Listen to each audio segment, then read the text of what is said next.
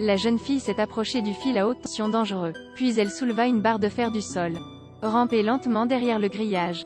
Après avoir utilisé la barre de fer, séparé les fils, enfin réussi à pénétrer à l'intérieur, elle s'est risquée à le faire juste pour éviter cette machine de surveillance. Le champ magnétique puissant provoque directement des interférences avec le moniteur. En quelques instants, la machine de surveillance a été complètement endommagée. Mais bientôt un autre moniteur s'est envolé vers Nina, et Nina voulait juste utiliser cet espace de quelques minutes, pour voler des cartes mères d'ordinateurs d'entreprise. Peur d'être pris par la caméra dans l'ascenseur. Donc Nina a dû prendre les escaliers. Peur d'être pris par les caméras de surveillance des autres. Nina ne peut se cacher que là où il n'y a personne. Fiez-vous à l'appareil photo du téléphone. Après de nombreuses confirmations dans la chambre, il ne restait plus personne.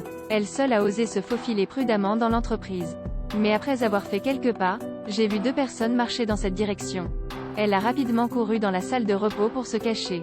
Maintenant, toutes les machines de surveillance recherchent où se trouve Nina. Attendez que ces gens passent.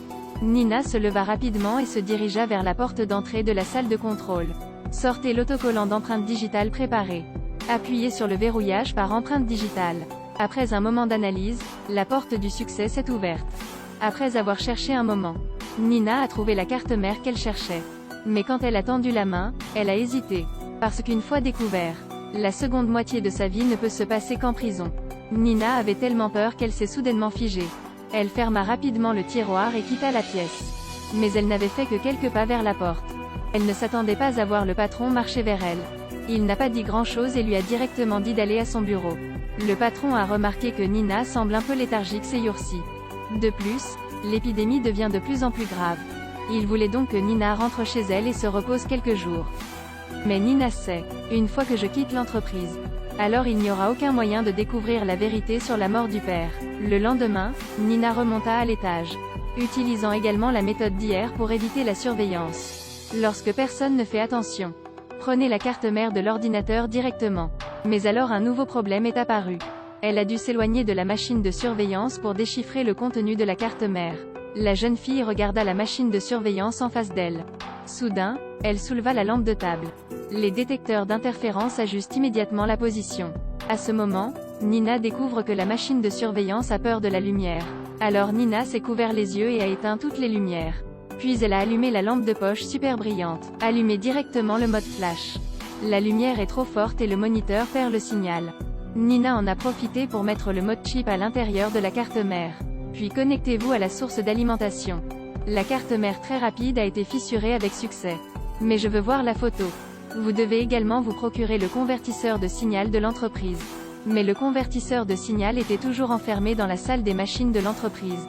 Seul le propriétaire a le droit de l'ouvrir. En pensant à cela, Nina s'est encore effondrée. Mais le lendemain allait travailler. Nina l'a soudainement découvert. Un ouvrier perce des trous dans le mur. Si les gens normaux font ça, sera définitivement reconnu par la machine de surveillance comme un comportement dangereux. Mais le comportement de cet ouvrier est considéré comme normal par la machine de surveillance. Nina a compris, elle a eu une pensée audacieuse. Alors Nina est rentrée chez elle et a acheté une perceuse électrique. Sous surveillance caméra. Forée constamment dans le mur. Le moniteur a rapidement analysé le comportement de Nina. En raison du perçage du mur de ma maison.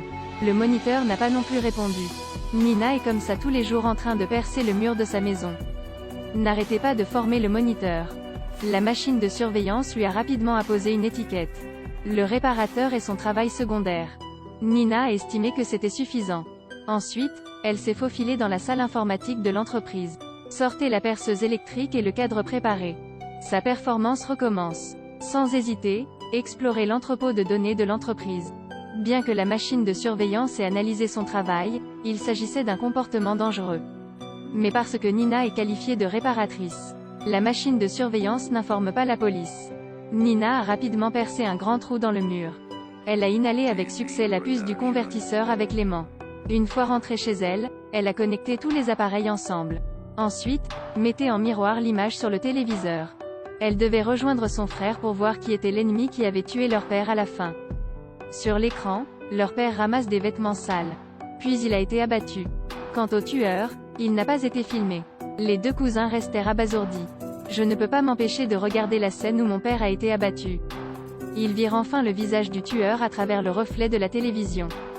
Ensuite, Nina a utilisé l'entrepôt de données pour comparer les visages.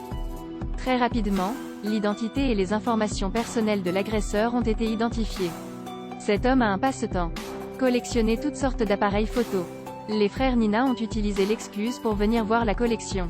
Aller à la maison de cet homme nommé Veillot. Mais Veillot s'est rendu compte qu'ils étaient venus sans bonnes intentions. Il a soudainement sorti une arme à feu du placard de la cuisine.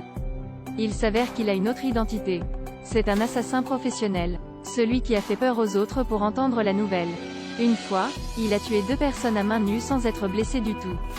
Il peut également éviter parfaitement toutes les machines de surveillance. Mais Nina est un maître hacker. Elle a utilisé la publicité de l'identité de Veillot pour l'intimider, le forçant à dire qui était le cerveau du meurtre de son père.